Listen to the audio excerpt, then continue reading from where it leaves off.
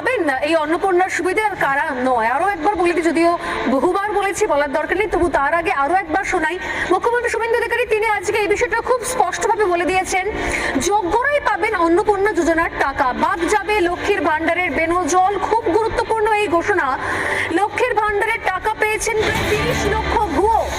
ভাবতে পারেন, 30 লাখ ভুয়ো মানুষ লক্ষ্মীর ভান্ডারের টাকা পেয়েছেন। এবং আপনারা এখানে বলতে পারেন, স্বর্ণালী আপনি কেন বলছেন না লক্ষ্মীর ভান্ডারের টাকা পেয়েছেন 30 লক্ষ ভুয়ো মহিলা?